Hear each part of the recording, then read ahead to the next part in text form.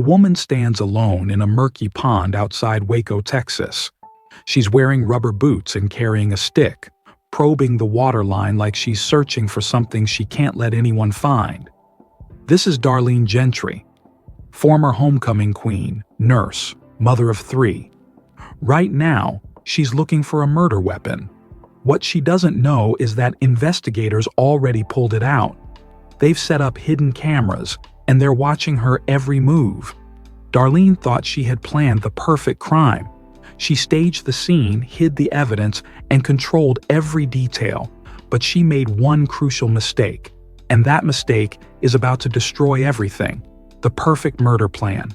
Robinson, Texas, 2006. Keith Gentry was 37 years old and worked at Brazos Electric in Robinson, Texas. He had been with the company for 4 years and was known as a reliable employee who showed up on time and did his job well. Keith was married to Darlene, and together they had 3 young boys. Chase was 5 years old, Cody was 2.5, and Cade was just 19 months. Keith loved baseball and talked constantly about teaching his sons how to play. He wanted Chase to follow in his footsteps because that's what he had done growing up. Baseball was everything to him, and he wanted it to be everything to his boys too. The Gentry family lived in a house in Robinson, surrounded by relatives on all sides.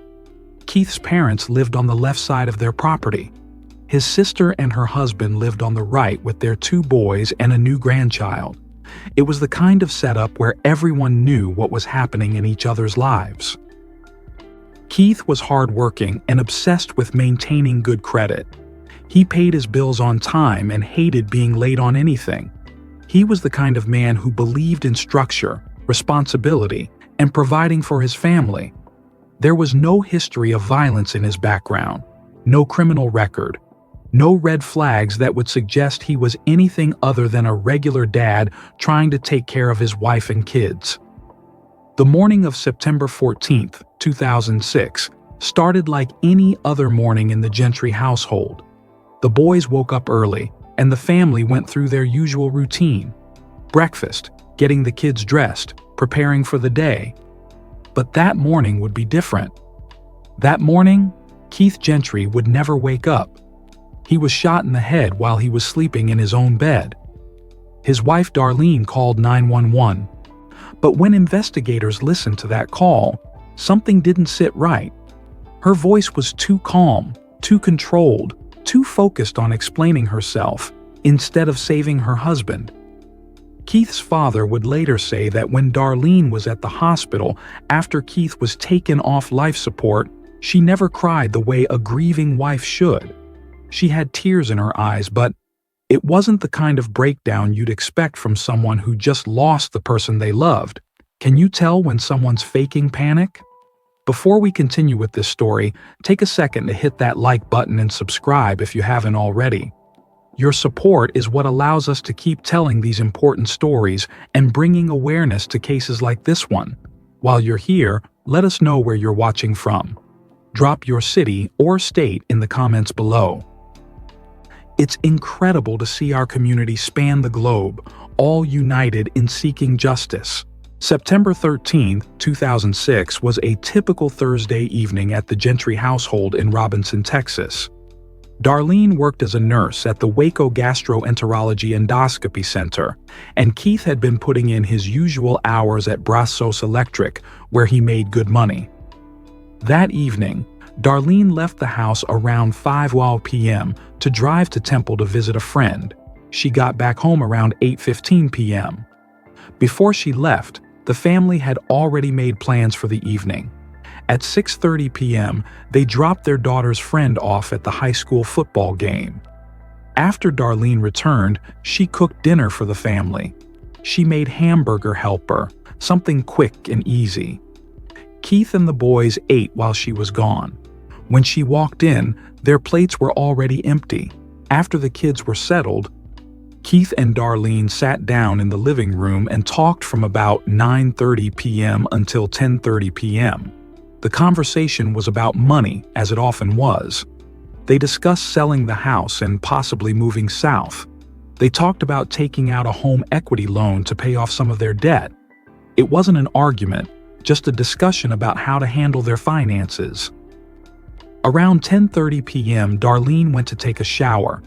When she got out, Keith was already turning off the lights and getting ready for bed. They both went into their bedroom and went to sleep. Money had been tight for the Gentrys ever since their third child was born. Cade was only 19 months old, and the extra expenses were putting real pressure on the household budget. They were getting behind on bills, and Darlene admitted that she was juggling payments, waiting until the last possible minute to pay something so that nothing would bounce. Keith hated this. He was obsessed with keeping his credit score high and staying on top of every payment. Darlene described herself as the world's worst when it came to managing money, and this created tension between them. They would get into heated discussions about finances at least once every 2 months. Keith would get frustrated with her for not paying bills on time, and Darlene would defend her method of making sure nothing bounced. Despite the stress, they were managing. Darlene had just received a raise 2 months earlier, a full $2 more per hour, and both of them were excited about it. To save even more money, they had canceled their landline just over a week before the crime. That decision would save them $40 a month. They also had life insurance policies through Farm Bureau for both Keith and Darlene.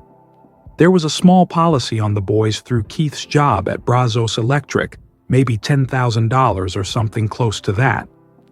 The night did not go smoothly. The kids woke up multiple times, which was normal for a household with 3 young boys. At 1:30 a.m., Cody woke up crying. Darlene went into the boy's room and realized he had pooped in his diaper. She changed him, then walked through the house to the side door. She unlocked it, stepped outside, and threw the dirty diaper in a Walmart bag into the black trash barrel they kept out there. When investigators later asked her if she locked the door back, she said she honestly couldn't remember. That detail would become important. Around the same time, between 1:30 and 2:30 a.m., their dog Gunner started barking excessively. Gunner was 9 months old, and according to Darlene, he didn't normally bark unless he saw someone or something. She yelled at him to stop and opened the French doors to let him onto the porch. She told him to hush, and he came over and laid down. Darlene said she locked the French doors back, but again, she wasn't completely sure. At 2:30 a.m., Cade woke up and needed his pacifier. Darlene went in, put it back in his mouth, and got him to go back to sleep. Then around 3:15 or 3:30 a.m., she woke up again because she was freezing. She had been wearing shorts and a short nightgown, so she changed into longer pants. At that point, Chase, the oldest, woke up and wanted something to drink. She told him to go to the bathroom first, then got him some water from the refrigerator. By this time, Cody and Cade were both awake too. Darlene put on the movie Homeward Bound, one of their favorites, and the boys laid down at the foot of the bed in their room. She laid down with them and eventually fell asleep. At 5:15 a.m., Darlene woke up briefly, rolled over, and looked at the clock. She told herself she wasn't getting up yet because she didn't have to be awake until 5:45 a.m. She wanted those extra 30 minutes. Before she knew it, she had fallen back asleep. At 6:05 a.m., Cade jumped on Darlene's head and woke her up. She looked at the clock and realized she was running late. She jumped up and ran to the hall bathroom. Then she went into the kitchen to get the boys something to drink. They followed her. Keith's alarm was still going off in the bedroom, beeping repeatedly like it always did. Darlene yelled down the hallway, telling Keith to turn off his alarm. Chase started yelling too, telling his dad to turn it off. As Darlene walked toward the bedroom, she noticed it was cold in the house. That's when she saw the side door standing wide open. She walked into the bedroom, turned on her lamp, and slammed the door shut. Then she turned around and saw that the gun cabinet was open. All of the guns were gone. She screamed at Keith, telling him that his guns were missing and that he needed to get up. The boys were already in the bedroom by this point. Cade was climbing up onto the hope chest that sat by the bed. Darlene could hear Keith making a noise, but it didn't sound like his normal snoring. It sounded different. She turned on the bathroom light and looked back at the bed. Keith's stomach was moving up and down like he was using every muscle in his abdomen just to breathe. There was foam coming out of his mouth. She yelled at him and shook his leg, but he didn't respond. Then she saw the blood on the sheets. Her cell phone had been turned off and was sitting on the dresser on Keith's side of the bed. She grabbed it, turned it on, and waited for it to power up. She was trying to get the boys out of the room because she didn't want them to see their father like that. Once her phone turned on and she had service, she dialed 911. It was approximately 6:10 a.m. When Darlene called 911, the dispatcher answered, and Darlene immediately started explaining what she had found. Her voice was flat, controlled, and strangely calm for someone whose husband was dying in front of her. She said, "I got up this morning. I was in my son's room. My back door was open. My husband's gone. They're all gone. And there's blood on the bed. And he is juggling stuff out of his mouth. He's making a god-awful sound." Within minutes, officers arrived at the Gentry home. They rushed inside and found Keith in the bedroom, barely breathing, foam coming from his mouth, blood on the sheets. The scene was chaotic, but as the officers began to assess what had happened, they started noticing things that didn't add up. There were no broken windows, no signs of forced entry. The side door was open, but it hadn't been kicked in or damaged. Strangest of all, the guns that were supposedly stolen from the cabinet were stacked in a neat pile near the door. If someone had broken in to steal guns, why would they stack them carefully by the exit instead of just grabbing them and running? One of the officers looked around the room and said out loud, "Something stinks about this. Something ain't right here, man. I'm telling you." Keith was rushed to the hospital in critical condition. Detectives asked Darlene to come down to the station to answer some questions. They told her it was just a simple conversation to help them understand what happened. In reality, this was the beginning of her interrogation. At the station, a detective sat down with Darlene and asked her to walk him through everything that happened from the night before to the morning. Darlene gave an extremely detailed account. She talked about getting home at 8:15 p.m. after visiting her friend in Temple. She mentioned that Chase was passed out on his bed, tired from school. She talked about changing diapers, getting Cade ready for bed, laying with him to calm him down. She explained that she and Keith sat in the living room and talked about normal things, money, what they needed to do to get out of debt. She said they didn't go to bed until almost 11 p.m., but then corrected herself and said probably 10:30 because she took a shower and Keith was already turning out the lights when she got out. She remembered that they always started the night in the same room. Then she would usually end up in the boys' room because one of them would wake up. She said between 1 and 1:30 a.m., Cody started hollering, so she went in there to calm him down. An hour later, Cade was up and needed his pacifier. Then, around 3:15 or 3:30 a.m., she changed clothes because she was freezing. Chase woke up wanting something to drink, so she took him to the bathroom and got him water from the fridge. By that time, Cody and Cade were both awake, so she put on Homeward Bound, and they all laid down at the foot of the bed. She remembered waking up at 5:15 a.m., looking at the clock, and deciding to take her extra 30 minutes of sleep. The detective listened carefully. Darlene's answers were packed with small, unnecessary details, diaper changes, the boys' names, the exact movie they watched, the time she looked at the clock. In interrogation psychology, this kind of excessive detail is often a red flag. When people are telling the truth, they usually don't remember every tiny thing. When they're lying, they over-explain to sound believable. The detective asked Darlene about the dog barking during the night. She immediately brought up Gunner, their 9-month-old dog, and said he doesn't normally bark unless he sees someone walking or something unusual. She even added that Keith used to say the same thing. This was a smart move on Darlene's part. By focusing on the dog's behavior and backing it up with Keith's past comments, she was building credibility for the idea that someone had been outside the house. If the dog was barking excessively, there must have been an intruder.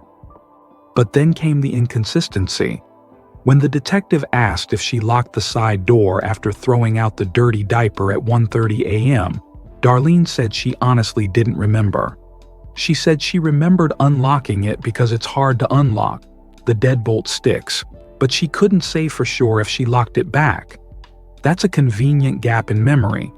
She could remember the exact time she woke up, the movie the kids watched, and what Keith said about the dog, but she couldn't remember if she locked the door. That door being unlocked was the only way someone could have entered the house without breaking in.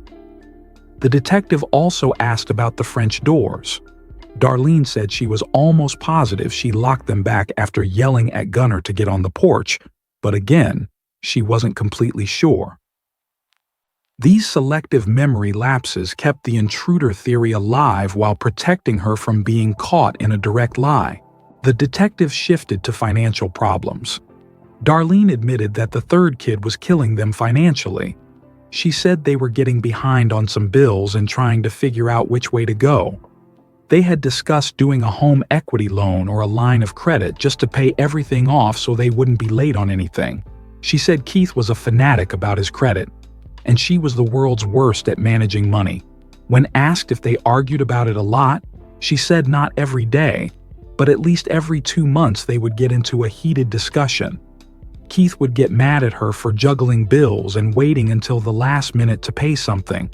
But other than money, she said they didn't have any real problems.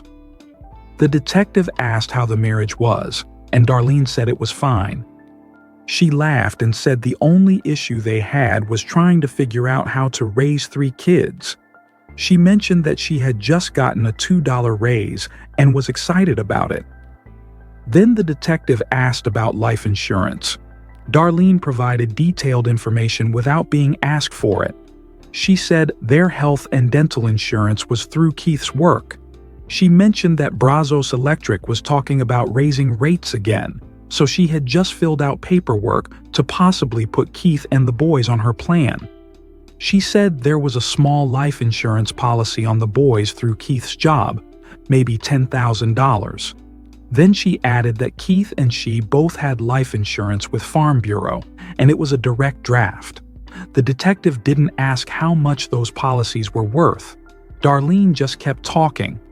In interrogation, offering this much detail about insurance before being pressed is often a sign that the person knows the topic is relevant and wants to frame it as normal. The detective asked if Keith had ever seemed depressed about the money issues.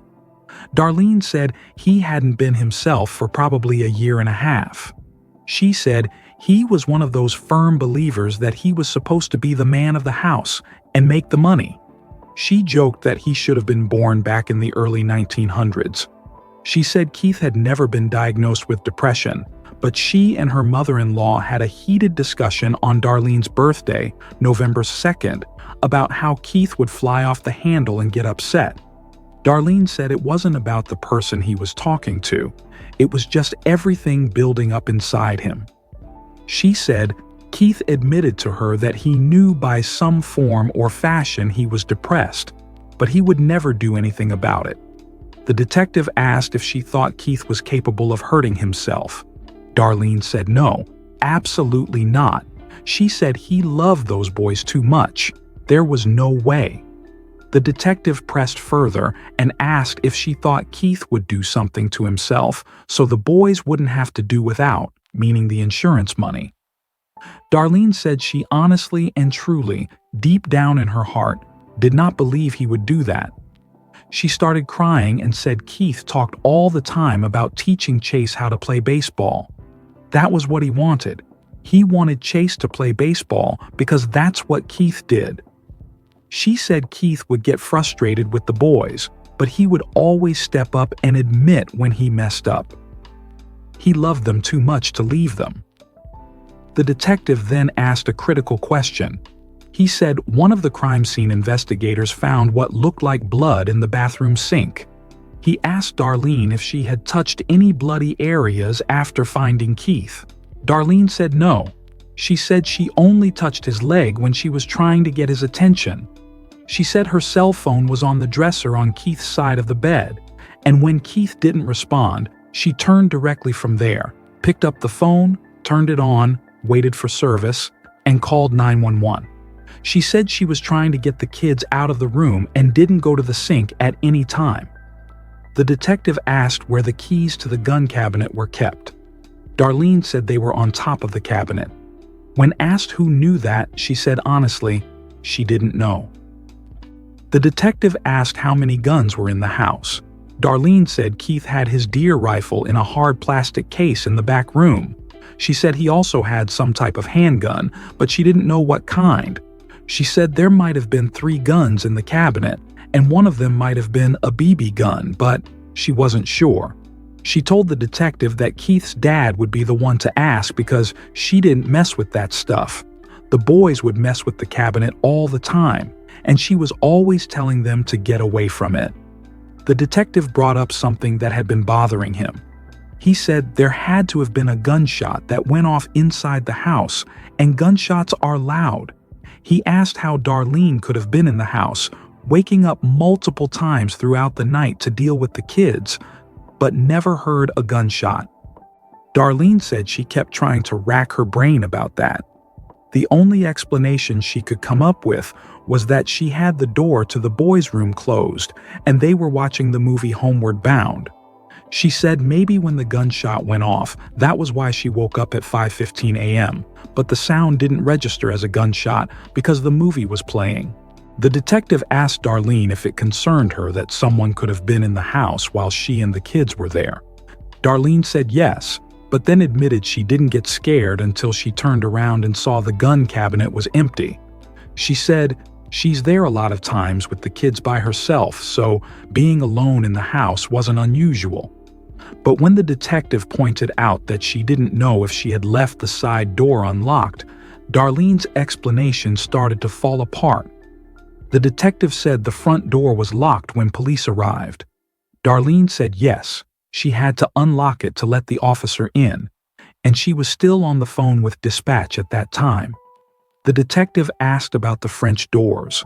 Darlene said she was almost positive she locked them back after yelling at Gunner, but she couldn't be completely sure. The detective's partner came into the room and said the hospital needed Darlene there to make some medical decisions on behalf of Keith. The detective told Darlene that everyone was a suspect right now until he could determine how Keith suffered the gunshot wound. He said it was possible Keith did it to himself, but if there was a gun on the bed and she moved it to save his integrity, he needed to know. Darlene said she did not move a gun. The detective asked directly, "Did you harm your husband?" Darlene said, "No, I did not harm my husband."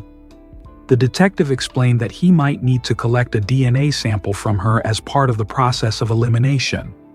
Darlene's mother-in-law was waiting outside.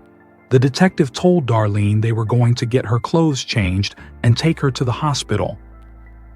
Detectives drove Darlene to the hospital where doctors did everything they could to save Keith's life, but the bullet wound had left him brain dead.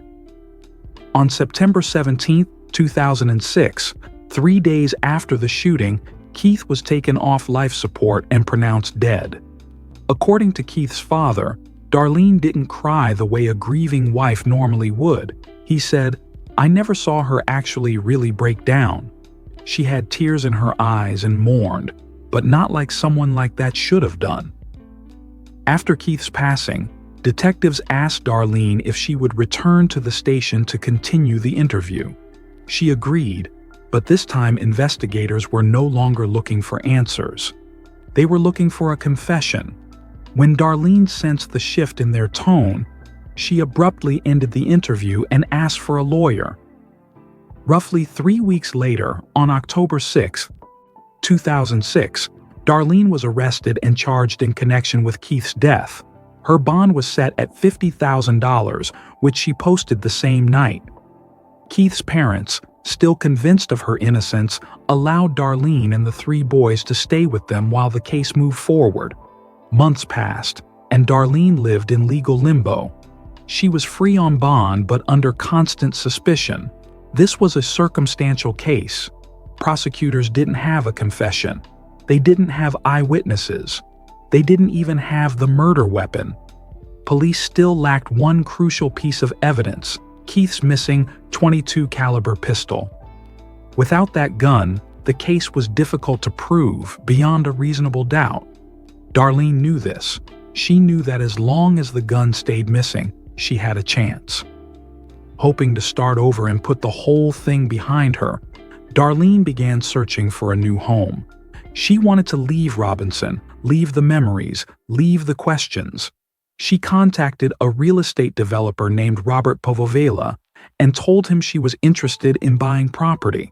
Robert told her he didn't have any houses for sale at the moment, but he did have some land available where she could build a house from scratch. The property had large oak trees and a quiet pond. Darlene went to look at it and fell in love with it immediately. She called Robert the next day and asked, "Well, did the pond come with the land?" Robert said, "Yeah, that's part of it." Darlene said, "Well, that's great because Keith always wanted a place for his kids to go fishing." Robert thought that was nice. The property had huge oak trees. It was peaceful. It was a beautiful place. It would have been something Keith would have really wanted. But only a few weeks later, Darlene called Robert again. This time, her tone was different. She told him she still wanted the property, but she didn't want the pond anymore. She now wanted the pond filled in. She claimed it was unsafe for her children. Robert and Darlene walked the property together, looked at it again, and as they were getting ready to leave, Darlene said, "Well, you can take your bulldozer and push that pond in now." Robert was confused and said, "I guess fill it in?" Darlene said yes, because to me it would be safer for the kids. By this point, Robert Povovela had heard about Darlene's case. He knew her husband had been shot and that the murder weapon was still missing. Something about her sudden change of heart didn't sit right with him. First, she wanted the pond because Keith always wanted a place for the kids to fish. Now she wanted it gone because it was dangerous. Robert suspected Darlene might have thrown the murder weapon into that pond. So he contacted the police and said, "Aren't y'all missing the murder weapon?" The officer said, "Yeah." Robert said, "Well, this doesn't seem right to me. First she wanted the water, now she doesn't want the water." My first thought was that she had thrown the weapon in the tank. On the morning of January 4th, a dive team was sent to search the pond. The water was murky and the visibility was low, but the team worked methodically, covering every inch of the bottom. And there, buried in the mud and silt, they recovered a firearm. It was Keith's missing .22 caliber pistol, the weapon investigators believed was used to end his life. With that discovery, the case was sent to a grand jury. Darlene Gentry was indicted for first-degree murder. When the case went to trial, Darlene still believed she would walk free. Even though the gun had been found, prosecutors faced a challenge. There was no direct physical evidence proving that Darlene had dumped it in the pond. On paper, it remained a circumstantial case, one that would rely on behavior, inconsistencies, and the jury's ability to connect the dots. It was going to be difficult to convince a jury that this former beauty queen, nurse, and mother of three had murdered her husband in cold blood. But prosecutors had something Darlene didn't expect. They had a trap, and she had already walked right into it. During opening statements, the prosecution laid out their case. They claimed that Darlene shot her husband while he was sleeping, staged the scene to look like a burglary, and then called 911, more focused on sounding innocent than saving Keith's life. They played the 911 call for the jury. Darlene's voice came through the speakers, flat and controlled. "I got up this morning. I was in my son's room. My back door was open. My husband's gone. They're all gone. And there's blood on the bed. And he is juggling stuff out of his mouth, and he's making a god-awful sound." The jury listened carefully. There was no panic in her voice, no screaming, no desperation. Just a calm, matter-of-fact report of what she had found. The defense countered by arguing that Darlene's tone during the 911 call was the result of shock, not guilt. Her attorney said, "Just because I wasn't screaming at the top of my lungs does not mean that I wasn't worried about what was going on." The defense claimed that from the very beginning, police had fixated on Darlene's behavior and decided she was guilty before the investigation even began. Her attorney told the jury she was the only suspect that they ever focused on. Their defense was, well, Robinson police had her nailed from the beginning. They just wanted to get her. They knew it was her. They never looked beyond Darlene Gentry. As the trial unfolded, prosecutors didn't just focus on the murder. They focused on what Darlene allegedly did after the murder. They brought in Robert Povovela to testify. He told the jury about Darlene's visit to the property with the pond. He explained that she was excited at first, saying Keith always wanted a place for the kids to fish. Then, just weeks later, she wanted the pond filled in because it was unsafe. Robert testified that he contacted a police officer friend to share his suspicions. Next, Texas Ranger Steve Foster took the stand. He explained how the weapon was found and revealed a stunning twist. The Rangers didn't just find the gun and leave it at that. They devised a plan to bait Darlene into returning to the pond to retrieve it. After recovering the weapon, they instructed Robert to tell Darlene that the pond needed to be drained before it could be filled in. The hope was that Darlene would panic and return to the pond to recover the gun herself, not knowing it was already gone. Ranger Foster testified that when Robert told Darlene about the draining, she got pretty shook up. You could tell it rattled her. Then came the most damning piece of evidence. A hidden camera had been placed near the exact spot where the gun had been recovered. The trap worked. Soon after Robert's call, Darlene was caught on camera at the pond, searching in the exact area where the weapon had been found. The footage was played for the jury. It showed Darlene standing alone in the murky water, wearing rubber boots and carrying a stick. She was probing the water line, looking around nervously, clearly searching for something. When the Rangers had recovered the gun, they had marked its location with a small wooden stick. In the footage, Darlene can be seen frantically searching near that exact stick. Ranger Foster testified, "I called Robinson Police Department and said, 'You're not going to believe what we got on video.'" The courtroom was silent as the jury watched the footage. This was the smoking gun. Darlene had returned to the pond looking for the weapon, proving that she knew exactly where it was because she had put it there. The defense tried to argue that Darlene was just walking the property, but the prosecution pointed out that she was searching in the exact spot where the gun had been found. That wasn't a coincidence. That was guilt. More than a year after Keith's death, on February 8, 2007, the jury returned with their verdict.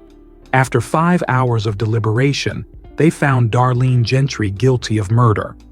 The judge sentenced her to 60 years in prison. Darlene stood in the courtroom as the sentence was read. Her face showed no emotion.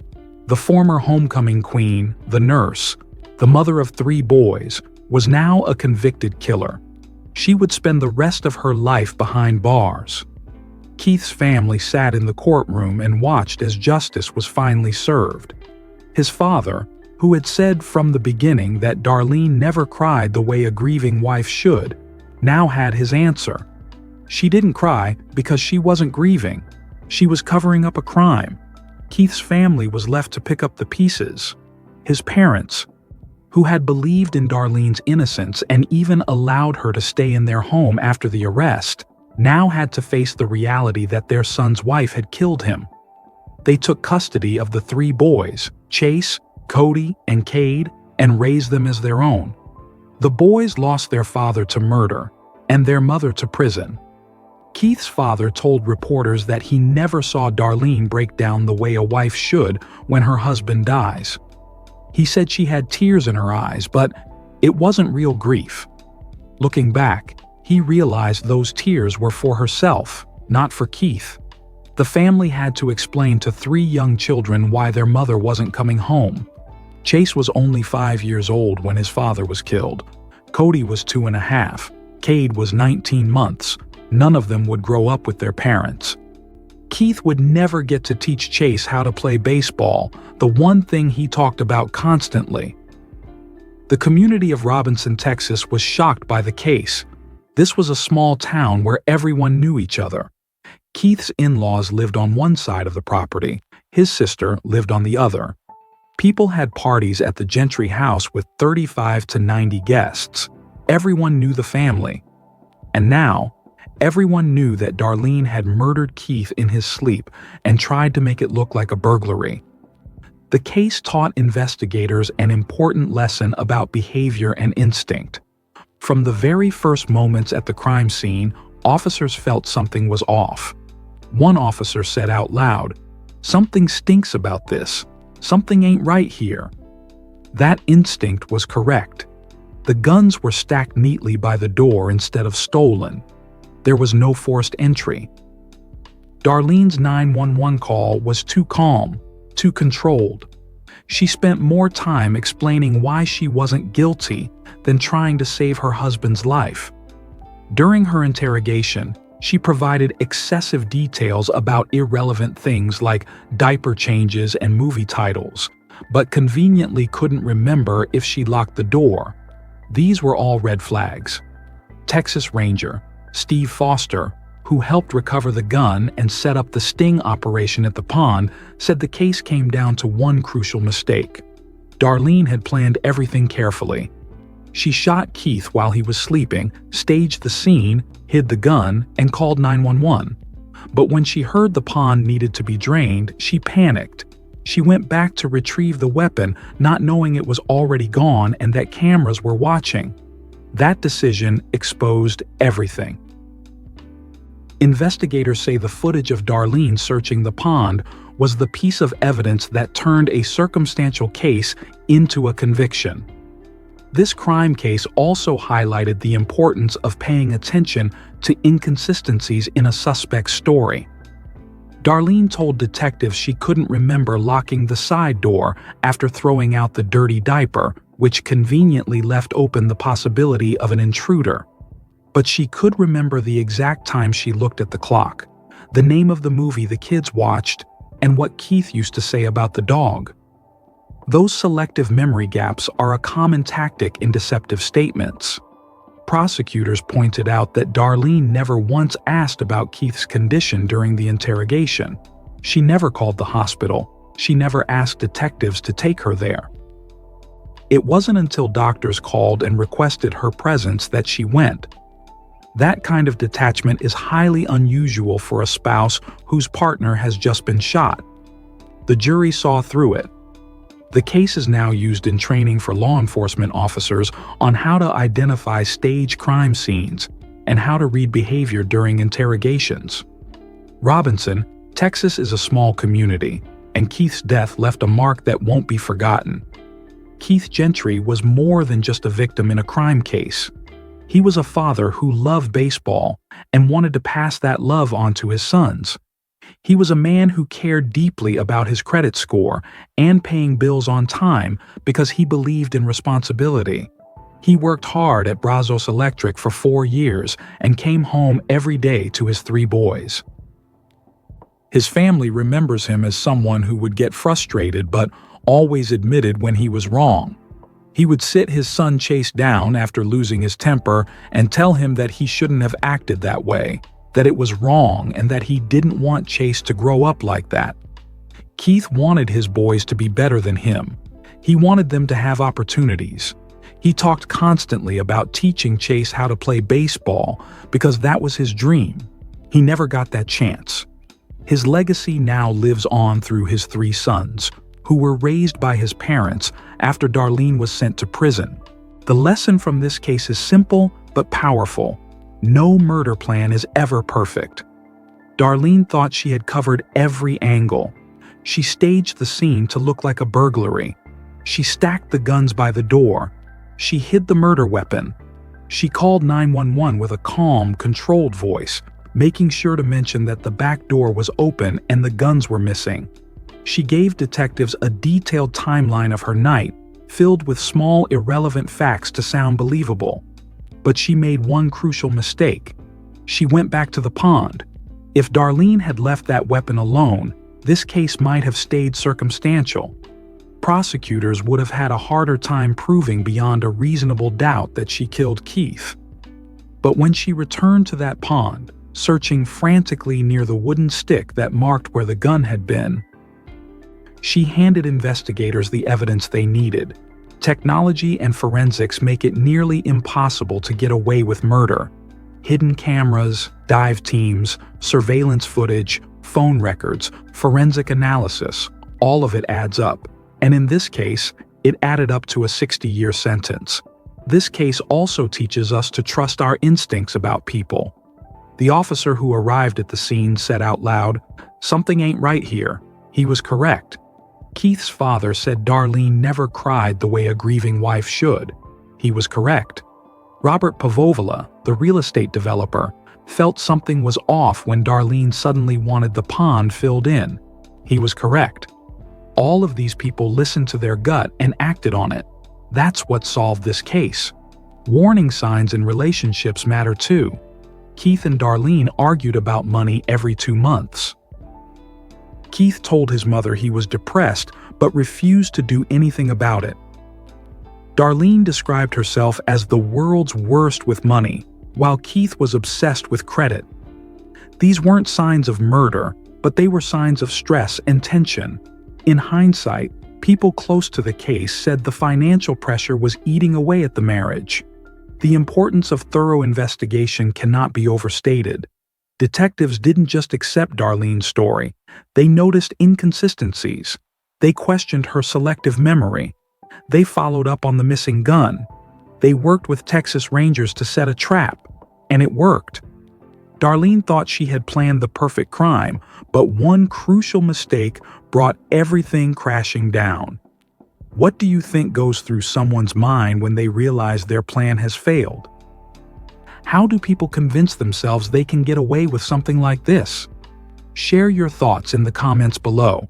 If you haven't already, please hit that subscribe button and turn on notifications so you never miss a story. These cases need to be told. These victims need to be remembered. Your engagement helps us continue bringing awareness to cases that demand justice. And speaking of cases that will leave you speechless, our next video covers the story of an 18-year-old who thought she was going to a job interview that would help her save money for cosmetology school. What she didn't know was that the man who posted the ad online was setting a trap. Within 30 minutes of getting into his car, her phone went dark forever. What investigators found next exposed a trafficking ring operating across 3 states and led to the rescue of 7 women. This is a story that will shock you from start to finish. You absolutely need to see this. Click the video on your screen right now to watch it.